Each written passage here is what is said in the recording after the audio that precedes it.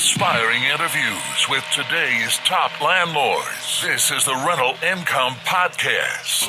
And now, Dan Lane. A couple of years ago, Chris Ressa decided that he wanted to invest in rental properties for cash flow. The problem is he lives right outside New York City, where it's really expensive and the numbers just don't work if you want cash flow.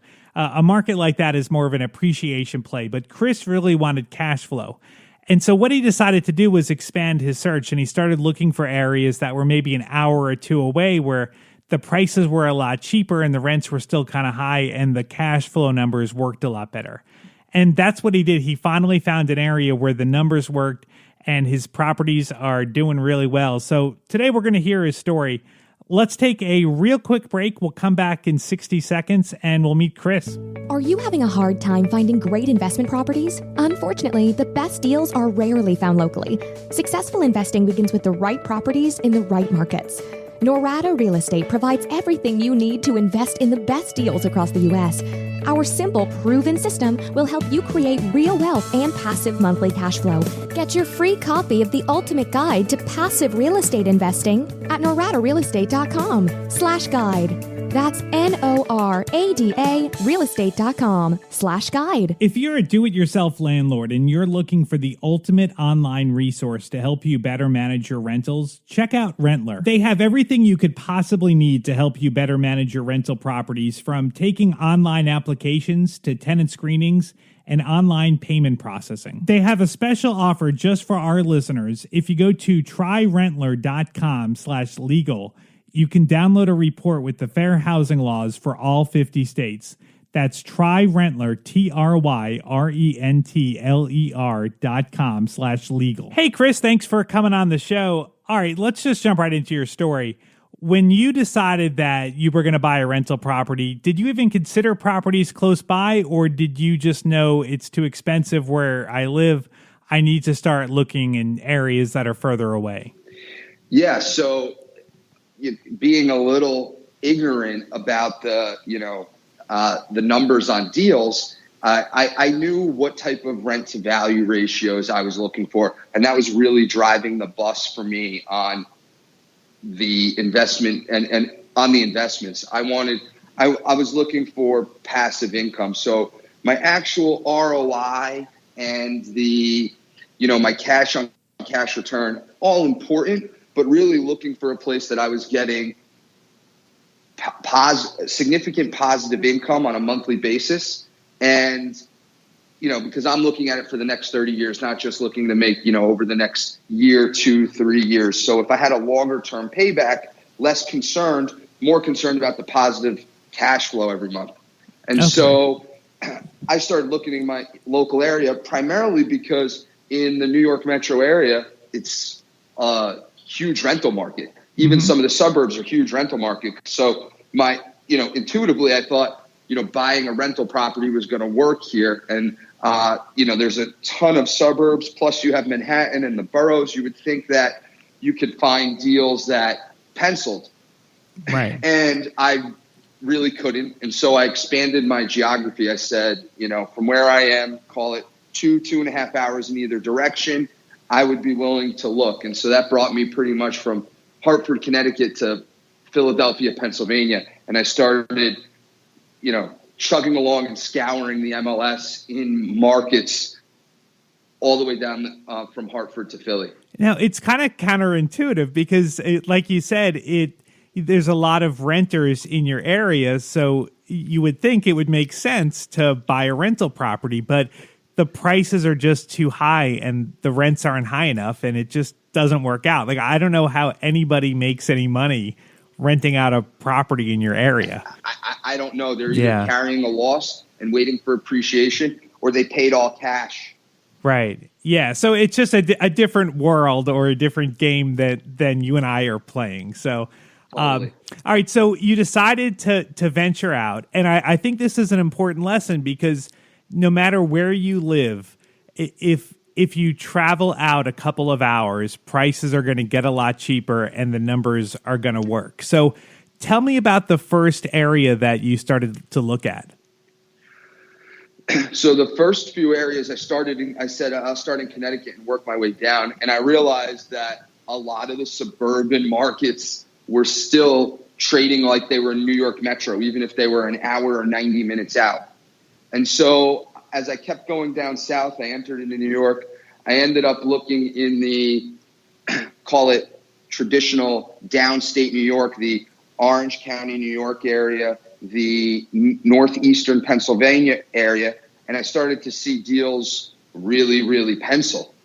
And, as I started to dig in, I realized these were, blue collar areas, and they were still good rental areas. Some people from the New York Metro, as the prices continue to rise closer to Manhattan, they're moving west toward the PA border. And I really started to make offers and start to look at deals, call it from the New Jersey PA border, from all the way at the top to where New York, New Jersey, Pennsylvania meet, all the way down to just north of Philly. And along that border, there was a lot of deals that started to pencil. Now, are these areas far enough away from New York City where it's almost its own market, or are people living in these areas and commuting into the city? So the answer to that is both. All these areas are, I would say have two types of demographics living there. You have people who are very local, but they have started to become a hotbed for commuters. And so I'm really dealing with some of the more older, tired real estate, blue collar, local people. And to those people and those markets, New York is no closer than Los Angeles. Right. Okay. So the area that you decided on, tell me about what the area is like. It's about an hour and 15 minutes from New York, close to the same from Philadelphia. So it's, and it's by major highways. It is a demographic that is, lower middle income in most of the spots. And then there's some, farm areas that are, more affluent farm areas. It's a huge town. They just built a new high school. But a lot of people from all different demographics are moving in from the eastern part of New Jersey and most western parts of New York City, and which is right now the real estate in that market's very old and tired, and it's become a huge flipper market. People are buying cash and flipping homes, and I'm in the downtowny area of that market. That's where I am, which is the blue collar local demographic. How did you find the area? Did you go driving around, or were you looking online? I started, so I grew up playing sports, and so every weekend I was in a car to a different town. So call it New Jersey, New York, PA. I know a lot of the towns. Okay. So I started online looking at towns from the northernmost point down, and I knew of this town, and there was on the New Jersey side, in this county, in Warren County, there's about 10 towns, and I started looking, and in all these markets, deals were penciling. And so I said, let's roll the dice and make some offers. All right, so you found the area that the numbers are penciling. Now, as far as looking at actual deals, did you find a local realtor to help you out, or how did you start actually looking at properties? So I have a realtor now. At first, I was calling listing agents and just going. Very inefficient use of time. I'd book like 4 on a Saturday or 4 on a Wednesday night after work. I'd drive down about 90 minutes and go look at properties. Okay. And so when you finally found your the property you bought, the first property, was it from one of these listing agents? It was. Okay. And that guy's now my realtor. Oh, okay. Perfect. I saw when I was down there, I saw his name was everywhere on every listing. So I was like, I better call this guy. Yeah, that's a great way to find an agent. Find someone that's really successful in the area. So tell me about the property. So it was a duplex. It is a duplex, and it was already rented. So one of the first things, I was trying to get positive cash flow day one. And so I bought it in late July. And so my first mortgage payment wasn't due until September 1. But August 1st, the rent was due. And I got rent on August 1st from the two tenants who were there. So that was pretty awesome. It was a $118,000 deal, and I put down 25%. Oh, tell me again how much the price was for the property. $118,000. $118,000. Okay, and what's it rented for? So the first floor is rented for $1,000, and the second floor is rented for $2,000. I'm sorry, $1,200. $1,200. Wow. Okay, so that's awesome. You're at the 2% rule. That is that is really awesome. Now, tell me the one thing I would say is there's one gas meter, so the landlord pays the gas. Okay. It's controlled in the basement, so that does eat into the positive cash flow in the winter months. Okay.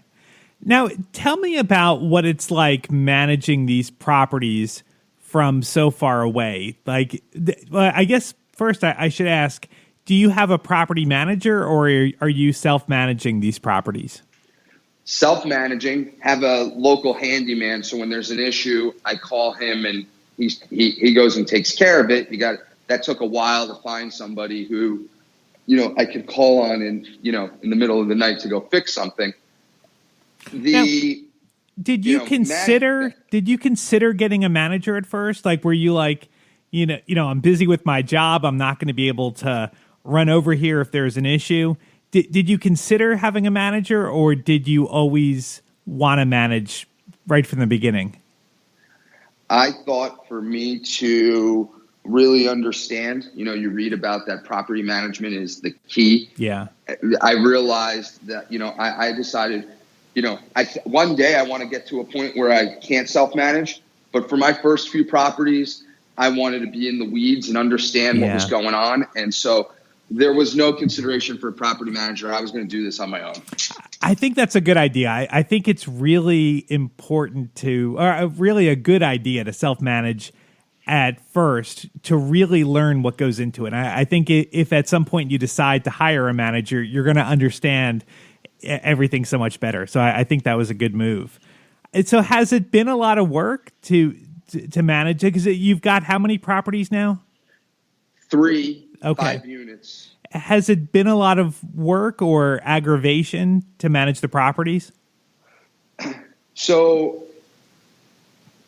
yes and no. The answer is I think it depends on how you define a lot of work. For me, it's not.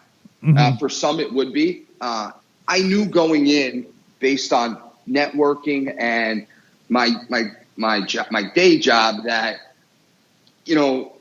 mailbox money is really hard to come by, and that it's really if you're going to manage it, it's going to be a little bit of an intensive process. But I knew that going in, and so I was comfortable with that. Right? If I'm positive cash flow, $1,000 on a property on average on a monthly basis, for me, I could talk to a tenant every other day and try to solve issues. It's worth it for me. I'm ready to roll up my sleeves and figure it out. And so, when I get to 10, where I'm trying to scale up right now, when I get to 10, 15, clearly it's not humanly possible. But for now, it doesn't bother me at all. I go there probably on a biweekly basis, and I'm on the phone with one of my tenants, on a weekly basis. There are weeks where I don't, they don't reach out. There's no issues, but there's always something. I think the biggest thing that I had was that I didn't realize was tenant relation issues.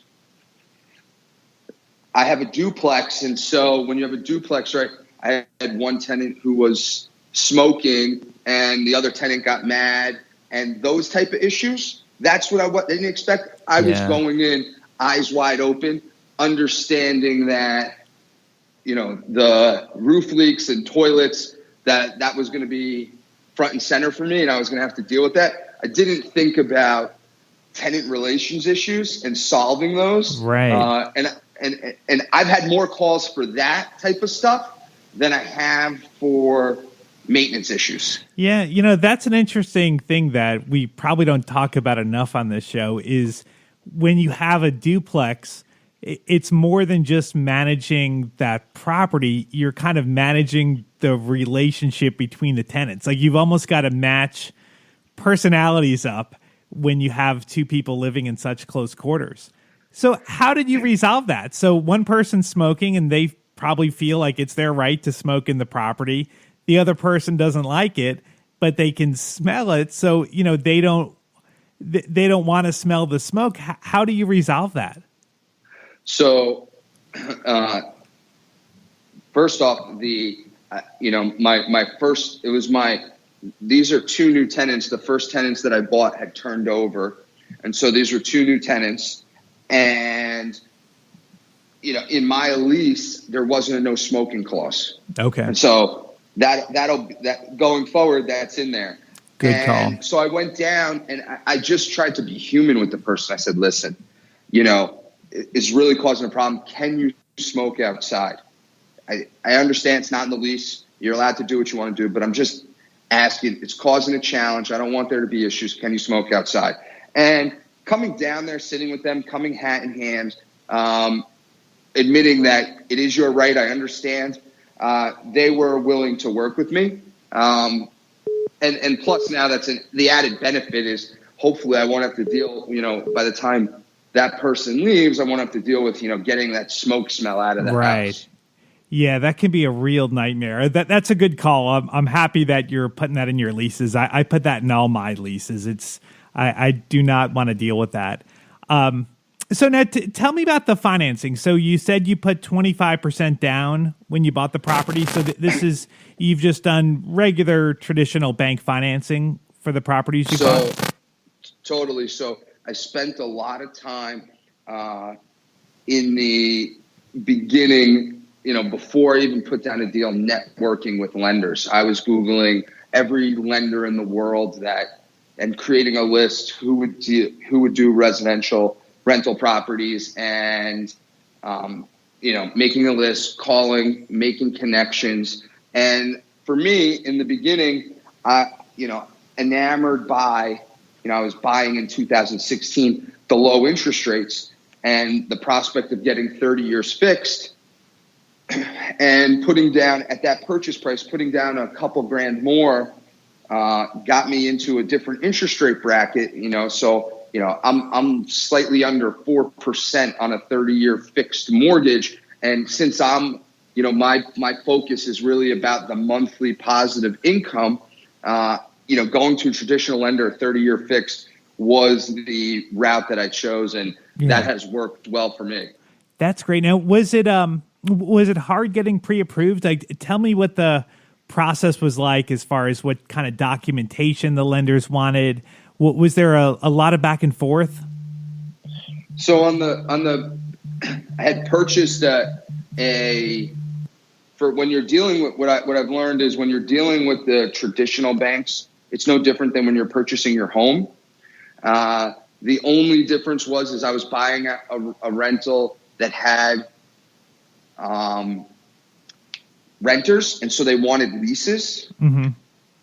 And so we had to get leases drawn up. I had the leases. Other than that, it was the typical asset verification, income verification, and credit that you would have to give if you were purchasing a home to live in, an owner-occupant. Now, you said that you had to get the leases drawn up. Did the person you were buying the property from not have leases with the tenants? They did not have. They did not have leases. Wow. Okay. Do you know why? Like that's.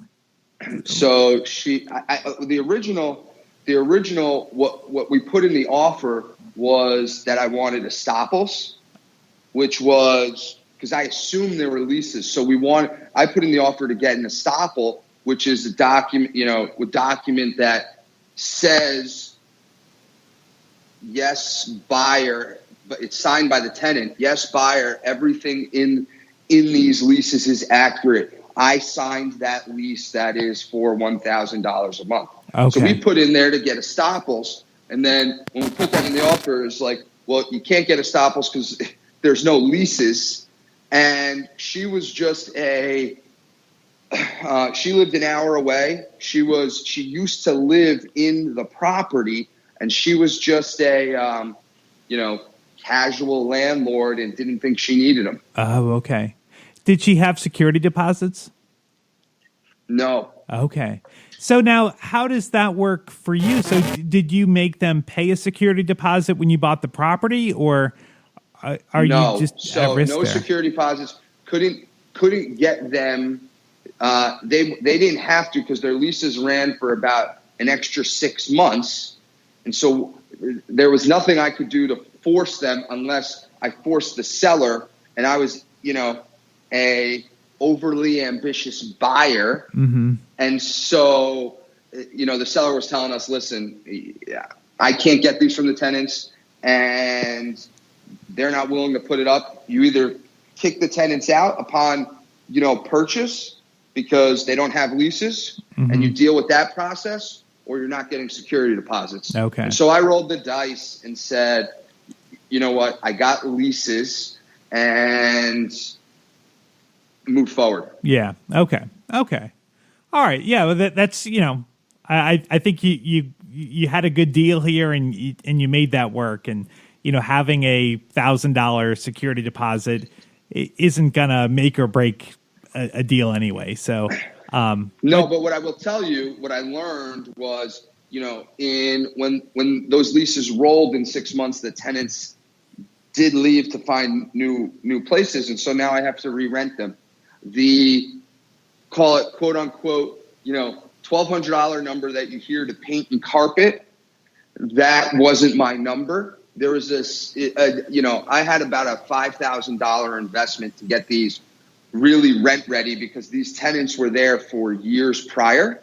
Okay. And so, yeah. Security deposits would have been helpful. Lesson learned. But to get those, call it rent ready, there's some, when you're buying with renters, you come across some unforeseen deferred maintenance and other things that I couldn't see through a property inspection or, something behind the couch. And to fix it up was, more than I thought. Yeah. And then I did a couple things above and beyond. Like they were all hardwood floors. I refinished them, restained them to try to raise rents. Yeah. That's always kind of the trade-off is, I've bought several properties with tenants in it, and I love it, like you said earlier, that it's nice getting that rent check as soon as you close and you have a month before your first mortgage payment is due. But the downside is that you're probably going to have more turnover costs than normal because you don't 100% know what the property is like when there's a tenant in there. So there's always going to be some kind of deferred maintenance. So, Chris, well, thank you so much for coming on the podcast. I really appreciate it. If someone wants to reach out to you, what's the best way for someone to contact you? So the two best ways, I'm super active on LinkedIn. So you can find me, Chris Ressa, on LinkedIn, or christopher.a.ressa@gmail.com. If you missed that and you want to look up Chris's contact information, I've got it on the website. You can look it up at rentalincomepodcast.com/episode 166. I've got another episode for you on Thursday. Thank you so much for tuning in. My name is Dan Lane, and this has been the Rental Income Podcast.